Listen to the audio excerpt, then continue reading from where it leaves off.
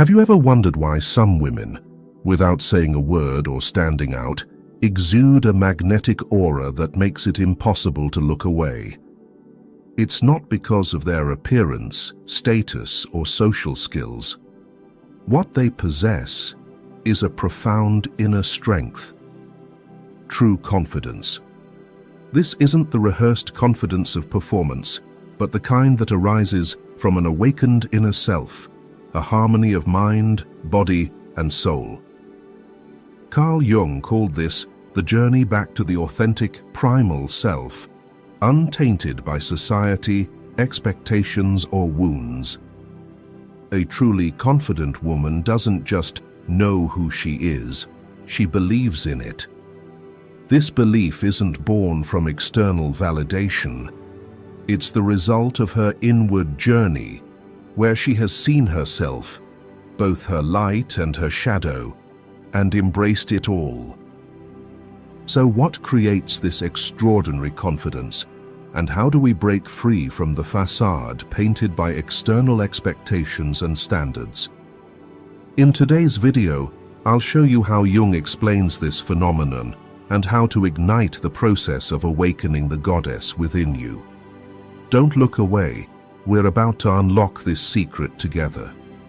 The question is, are you ready to face yourself? Number 1. The well-hidden secret. Self-trust. Do you truly trust yourself? Not when you're wearing a stunning outfit or posting a photo captioned, "I'm fine," but in those moments when no one is watching, when no one expects you to perform, when it's just you and the mirror. The truth is, most of us don't truly trust ourselves. Even if we appear strong, decisive, or even inspiring to others, when the roles we play fall away, when night descends and our minds are laid bare, doubt creeps in. We doubt our emotions, our choices, even our very existence. Carl Jung once said that modern humanity no longer faces a crisis of religion or morality, but a crisis of identity, where we lose connection with our true self, the self. And when we lose the self, the first thing to crumble is the deep trust that we can rely on ourselves, that our intuition is valid, that the voice within is not an enemy, but a guide. Imagine you're a lighthouse in a foggy sea. If your light comes from an internal source, you can stand firm through any storm. But if that light is controlled externally, when the waves rise, you lose your way. This is the state of someone living without self-trust. Their light depends on recognition, praise, or the "you should do this" from others. The fear of failure, of judgment, of things going wrong, all stem from this place. Not because you're weak, but because you've learned to place the power to define yourself in others' hands for too long. You become a product of external voices, parents, society, social media, and the culture of instant success. The danger is, we repeat this pattern daily without realizing it. You hesitate to make simple decisions because you're afraid of being wrong. You seek advice from 5 different people, only to remain confused and anxious. You stay silent when something feels off because you're unsure if your feelings are worthy of being voiced. You promised yourself you'd sleep early, yet you're curled up in the blue glow of your phone at 1 a.m., scrolling through things you don't truly care about. You vowed to wake up for yoga, journal, or meditate, but you make excuses like, "I'm busy," or "I'll start tomorrow." These small acts are moments when you quietly break agreements with yourself. Little by little, you form an unconscious belief that your inner voice isn't important enough to honor. Jung called this living from the social mask. When trust in yourself is stolen, you begin to live according to an image you think others want to see. In doing so, the original, authentic, wild and sacred self is forgotten in the depths of the unconscious. Self-trust, therefore, isn't the hollow confidence labeled girl boss or high value. It's an inner state where you can stand in the storm without faltering, because you know who you are and you don't abandon yourself. Like an ancient tree that doesn't need to grow taller to prove its worth, it only needs deep roots. A woman with self-trust doesn't need to try to impress. Her energy commands respect, not because of a loud voice, but because her silence carries weight. Let's look at reality. How many times have you said, "I know what I should do," but acted against it?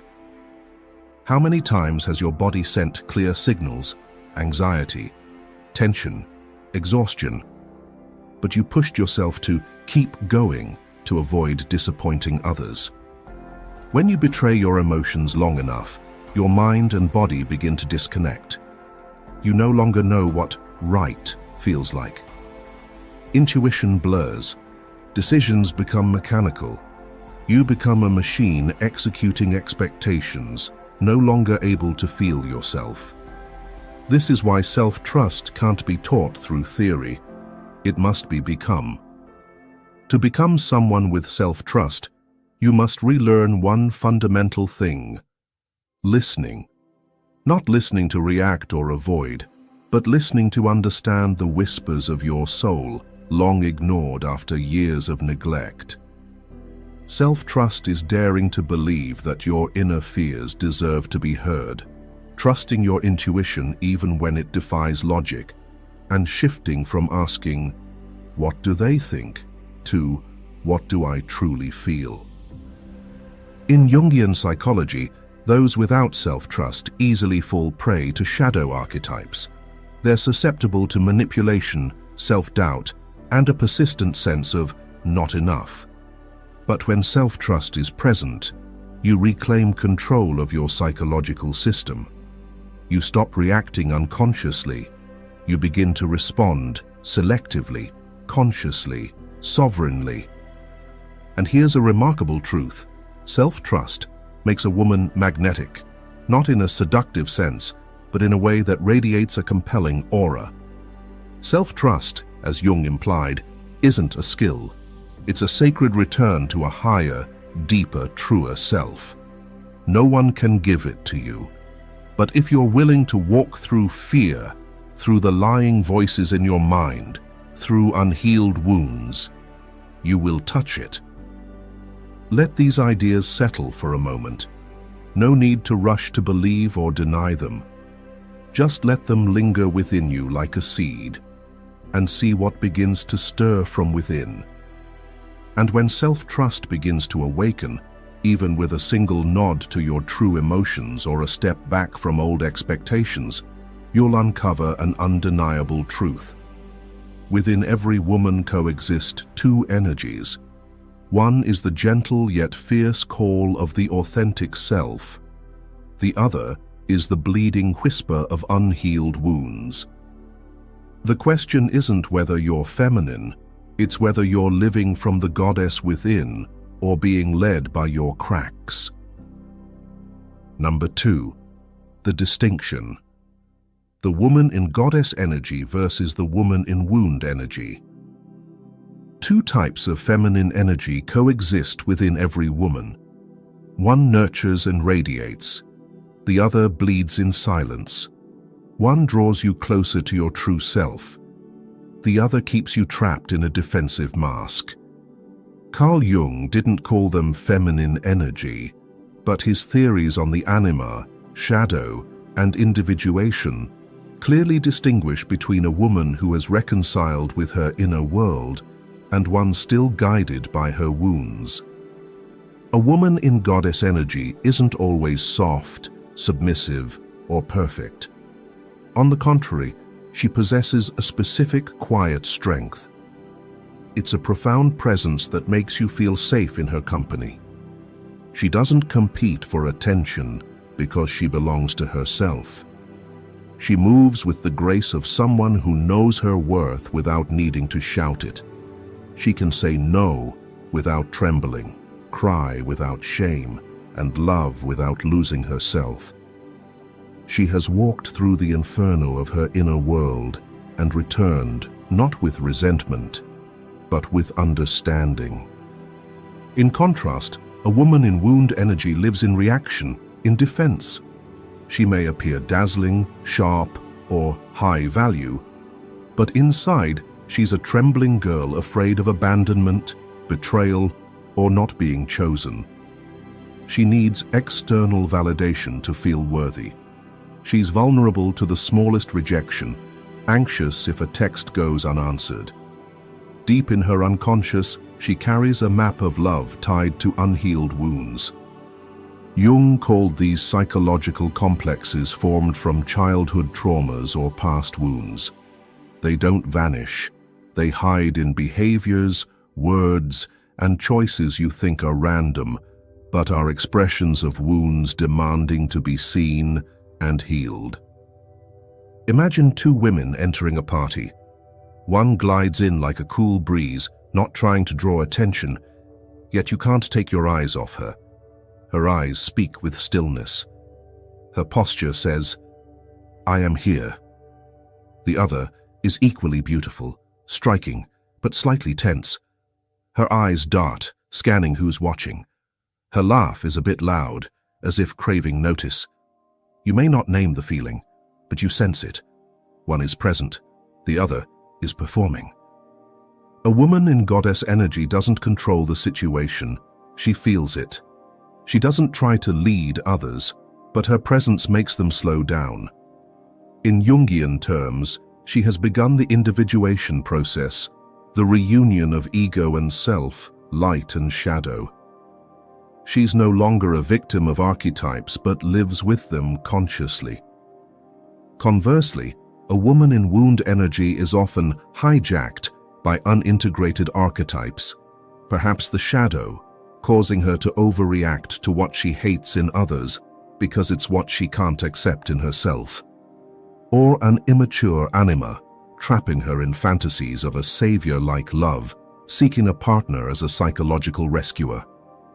These women often repeat patterns, loving the wrong people, overworking, feeling easily hurt, yet always blaming themselves for being too weak. But that's not the truth. They're simply living from their wounds instead of their self. In Christianity, the Virgin Mary is a profound archetype of a woman in goddess energy. She holds no political power, doesn't use words to influence, yet her presence radiates inner strength.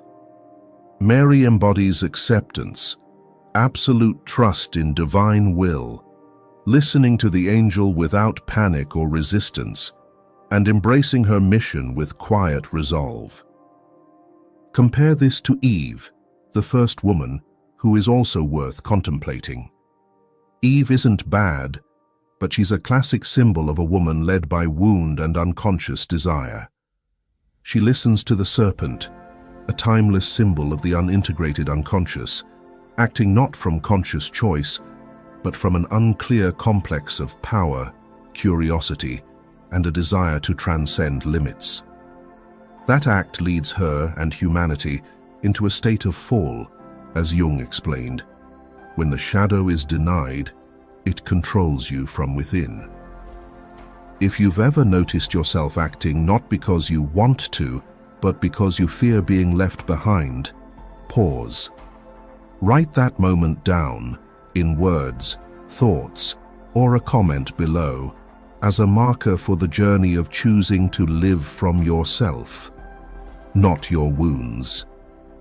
The most important thing is, no one is born in a goddess state.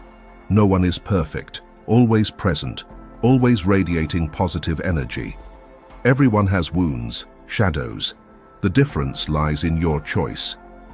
Jung said, "The sole purpose of human existence is to kindle a light in the darkness of mere being." A woman in goddess energy doesn't deny her darkness. She embraces it, understands it, and transforms it into strength. She doesn't need to prove she loves herself because she treats herself like the person she loves most. From the way she speaks to herself each morning to the way she doesn't blame herself for feeling tired. From the way she sets clear boundaries to the way she doesn't abandon herself just because others do. Number 3. Jungian psychology on confidence.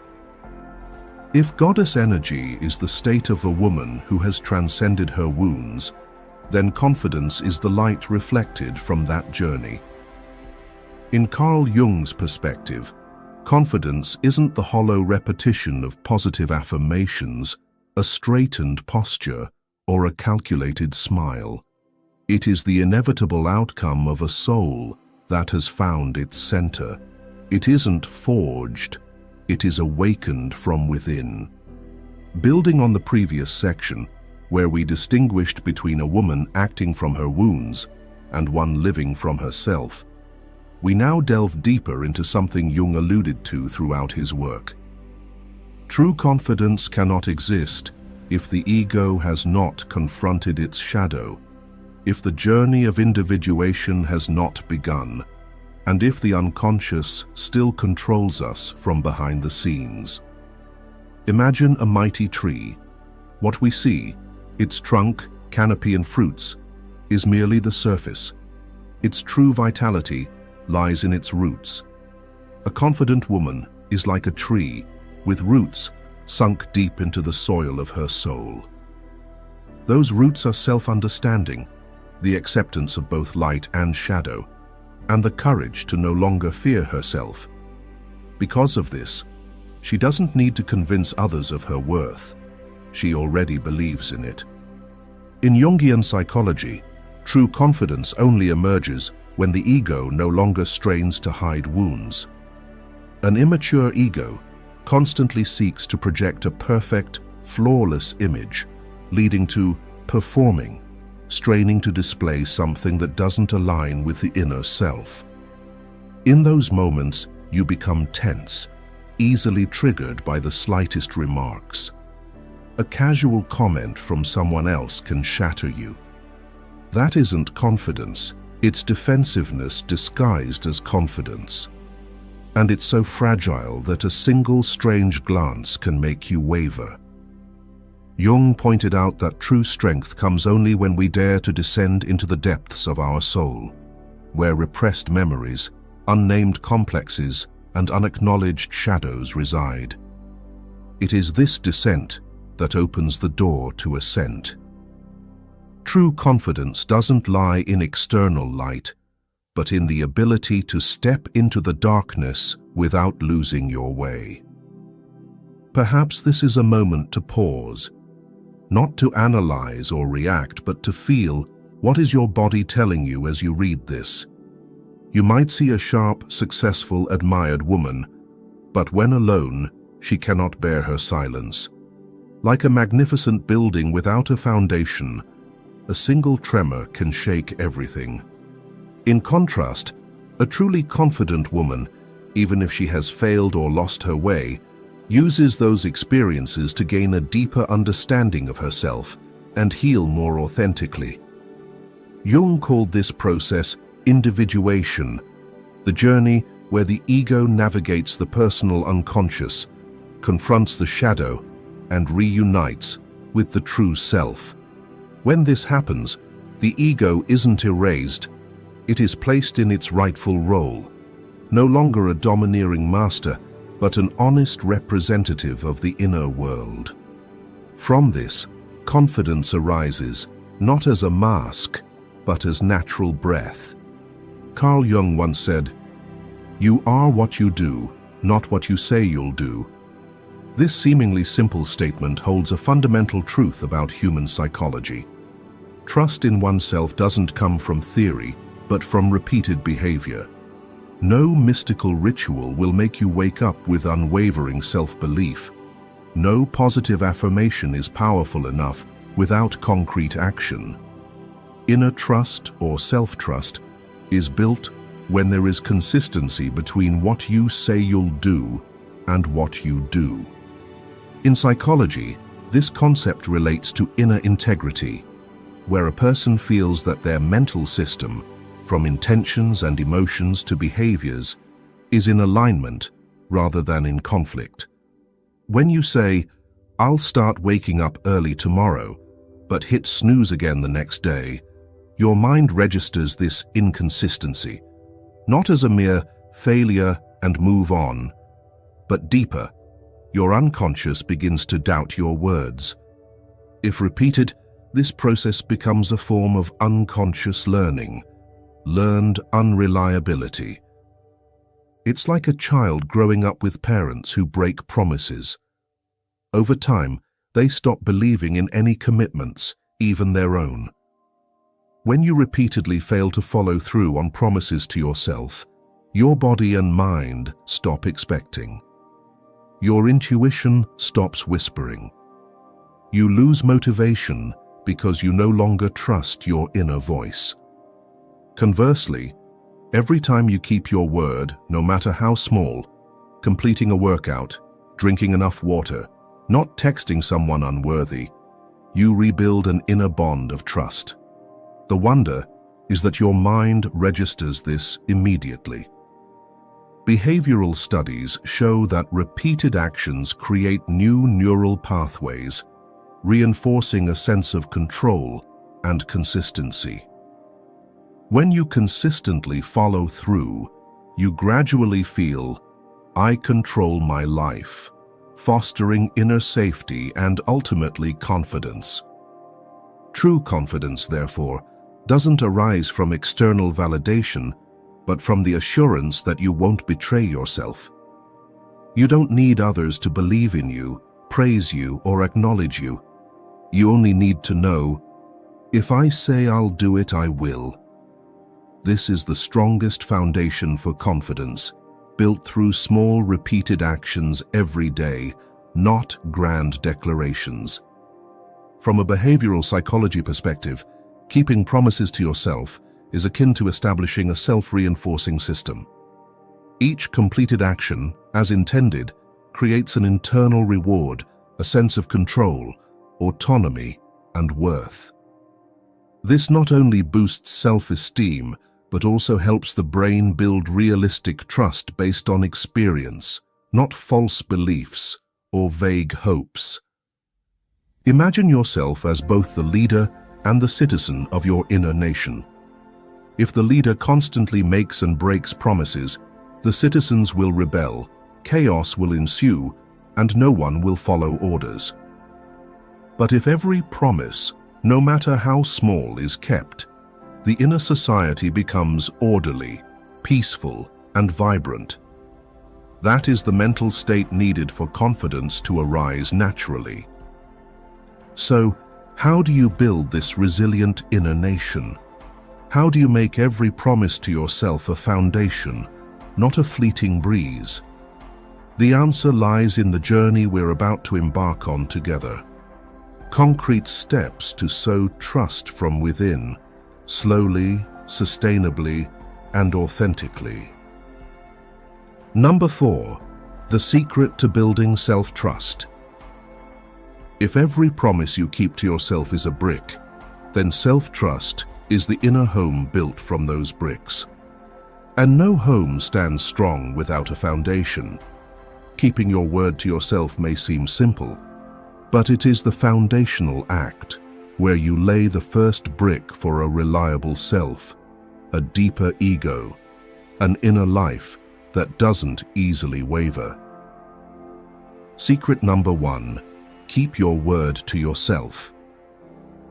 Imagine you're climbing a psychological mountain. Each step toward the summit is a small commitment you keep to yourself. Waking up early, taking care of your health, and stopping comparisons with others. Sometimes these steps are quiet, without applause or recognition. But it's this silent repetition that builds a sturdy path you can walk tomorrow without trembling. Keeping your word to yourself doesn't just create discipline, it creates identity. In the depths of psychoanalysis, particularly in Jung's framework, keeping your word to yourself is a way to build a bridge between the unconscious and the conscious. Each fulfilled promise doesn't just make you better, it opens a door connecting the acting ego to the deeper soul yearning to live authentically. This isn't a one-way process. Keeping your word sends a signal to the unconscious that you're ready. And the unconscious, with its ancient wisdom, responds with clarity, intuition, and a sense of autonomy no one can grant you from the outside. A woman who longs to become more confident but repeatedly breaks small promises to herself, like sticking to a gym schedule, leaving a toxic relationship, or stopping self-deprecation in front of others, may read books on confidence, watch videos, and take diligent notes, yet still feel unsteady. That's because all the knowledge she absorbs is like a fleeting breeze if it isn't anchored in real action. The confidence she seeks isn't hidden far away. It's waiting in the first promise she makes and follows through to completion. So where do you start? Not with grand promises, but with small, consistent actions. Below is a specific exercise to build the foundation of self-trust daily. First exercise: choose 3 simple promises to yourself for the next 7 days. They must be small, specific, and measurable. For example, if you usually wake up late at 8 a.m., don't set an unrealistic goal of 5:30 a.m. Start with small, manageable changes, like waking up at 7 a.m. 5 days a week, or journaling for 5 minutes each evening, or avoid social media after 10 p.m. Write these promises on paper and place them where you'll see them daily. This turns vague intentions into concrete commitments to your unconscious. Next exercise. When you complete each promise, mark it down, but more importantly, feel the subtle yet powerful sensation of, "I did what I said I would." This feeling is the signal your nervous system and unconscious register to rebuild inner trust. Final and crucial step. If you fail one day, don't punish yourself. Keep going. Self-trust isn't built on perfection, but on persistence and honesty. Every time you choose not to give up, you teach your body and mind, "I'm worth coming back to." After 7 days, you can choose bigger commitments or maintain the same 3 promises, deepening their quality. For example, if you're journaling, add a line describing your emotions for the day. Bit by bit, you expand the boundaries of confidence, not through grand declarations, but through small, repeated actions honored with respect. Secret number 2, hone your intuition. Once you've begun building a foundation by keeping your promises, you may feel steadier, more grounded, but that's only the tip of the iceberg. Beneath lies an untapped source of primal wisdom: intuition. If keeping your word creates trust, intuition is the subtle channel of communication between you and your deeper self. Carl Jung believed intuition is one of the 4 fundamental psychological functions, alongside sensation, thinking, and feeling, but one that modern humans have nearly lost. Not because it doesn't exist, but because we've forgotten how to listen to it through our bodies. Intuition doesn't speak in the language of logic. It doesn't arrive as a definitive answer, but as a faint breeze brushing your skin, a heaviness in your chest near someone untrustworthy, or a lightness spreading through your body when you step into a place that feels right. The problem is, we prioritize reason and data, sidelining the body, the repository of all lived experiences and memories from our inner dialogue.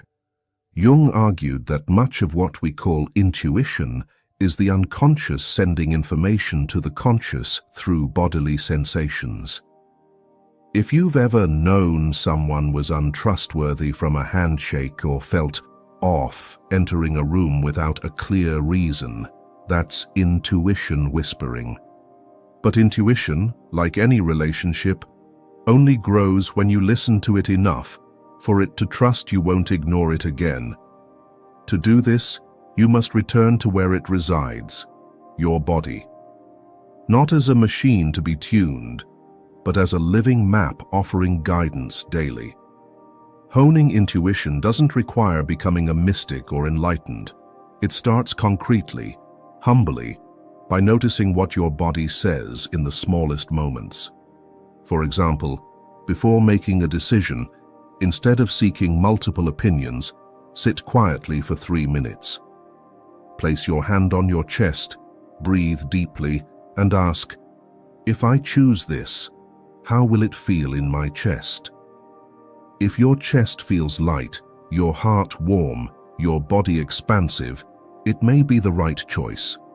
If you feel anxious, a knot in your stomach, or a stiff neck, you might be forcing yourself into something misaligned with your inner truth. These aren't random physiological responses.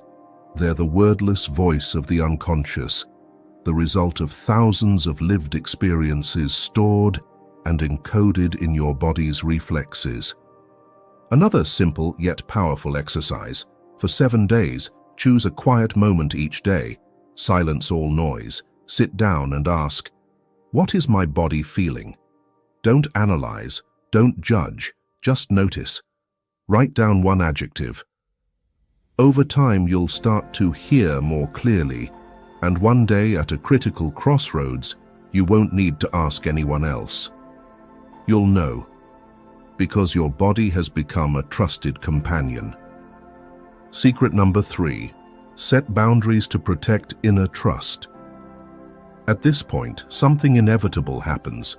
You start noticing what harms you, things you once overlooked. Not because the world suddenly turned more toxic, but because you've stopped numbing yourself, stopped pretending you're fine, stopped ignoring your inner signals. And at that moment, you need something essential to protect this awakening: boundaries. Carl Jung didn't frame boundaries as a social skill, but as a spiritual act. In his language, every interaction with the external world reflects your inner relationship. When you allow others to repeatedly invade, belittle, or hurt you, it's not just a matter of weakness. It's a clear sign that your inner self-worth is wavering. And when boundaries erode, self-trust collapses. How can you trust someone who doesn't protect themselves, even if that someone is you? Imagine you're the gatekeeper of a sacred temple. Inside that temple are your intuition, clarity, identity, and dreams. If you let anyone enter, create chaos, bring manipulative or draining energy, you're desecrating that sacred space. Setting boundaries isn't about opposing others. It's about preserving the inner ground you've worked so hard to build. In psychology, particularly in trauma-related therapies, a lack of personal boundaries is a common consequence for those who experienced self-worth wounds in childhood. They grew up in environments where boundaries were violated, over-controlled, their emotions disregarded, or forced to please others to be loved. As adults, they repeat this pattern, yielding, diminishing themselves, staying silent, enduring, as if it's the only way to survive. So how do you begin? Below is a specific practical exercise to practice personal boundaries daily. Step 1. Identify 3 recent situations that left you feeling drained, uncomfortable, or depleted. Write them down specifically. Who was it? Where? How did I feel? What did I do or not do? This helps you pinpoint energy leaks, where your boundaries are being breached. Step 2. Starting tomorrow, Practice a mini boundary in a small situation. Decline a call when you're exhausted. Don't reply to a message instantly when you need space, or simply mute work group chat notifications when you're low on energy. Observe your body. You may feel anxious at first, but if you push through, a new surge of energy will rise within. Step 3. Each evening, write down one action you took to protect your boundaries that day. It doesn't matter if it's big or small, just acknowledge it. Today, I didn't let myself get pulled into flattery. Or simply, today, I didn't apologize for my emotions. Jung wrote, "There is no coming to consciousness without pain, and boundaries sometimes cause discomfort for others and yourself. But that discomfort is a sign you're beginning to live consciously. When you dare to set boundaries, you don't just protect your inner trust. You nurture it day by day." Number 5. The effect of a woman with self-trust. With every action you take to protect yourself, a small no, a step back from invisible depletion, something grows within you that you may not immediately notice. A light from inside begins to radiate beyond the boundaries of your skin.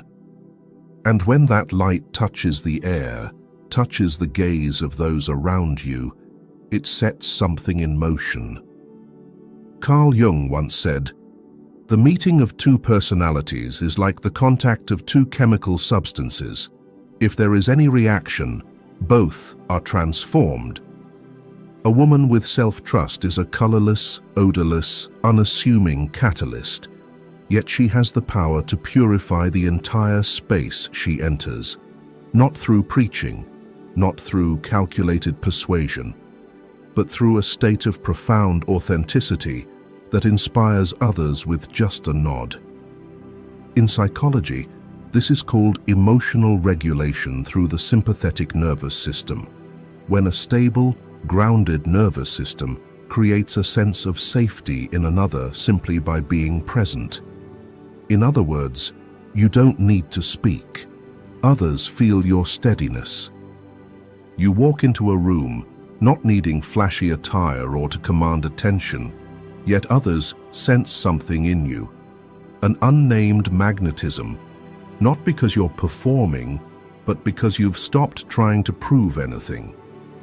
You are present as yourself, whole, authentic, and unapologetic for existing.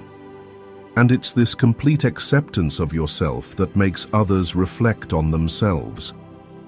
You're like a resonating chamber, empty in the truest sense, yet capable of making everything around you hum at the right frequency. When another woman enters your space, especially one numbed by the noise of the world, something within her begins to vibrate softly. Not because you transmit energy, but because you don't oppress. You create a space calm and still enough for her to hear her original sound, one she long thought was broken, out of tune, or wrong. A woman with self-trust creates a silent healing space for other women simply by living authentically. She inspires without trying. By daring to stand firm in her imperfection, saying no when her heart contracts, choosing herself over pleasing others, she sends a message. You can do this too. In Jung's perspective, such a woman embodies the archetype of the healer or the guide, not by saving anyone, but by having healed herself. Jung believed that each person carries dormant archetypes in their unconscious, and when you live true to yourself, you awaken those archetypes in others. You don't just change yourself, you ignite the potential for change in those around you. The ripple effect of a woman with self-trust isn't loud like stage lights. It's like an underground stream seeping through the earth, nourishing seeds in others that haven't yet dared to sprout. The respect she receives doesn't come from fear or flattery, but from the feeling that, beside her, I can be myself. And perhaps in the end, self-trust isn't a destination to reach, but a relationship to nurture daily. It's like learning to stay with yourself, not just when you're radiant, but when you're chaotic, conflicted, or uncertain. Like a lifelong friendship, self-trust grows through patience, through the moments you choose not to abandon yourself, even if it's just allowing a sigh to be enough. A woman who trusts herself isn't someone who never fears. She simply doesn't let fear lead the way. She doesn't seek validation because her presence itself is the answer. And that is a quiet power, needing no declaration, only authentic living. If this journey has touched something within you, please like and subscribe to stay connected with future videos. Not just to follow, but to keep this dialogue with yourself alive, honestly, persistently, and with deep respect.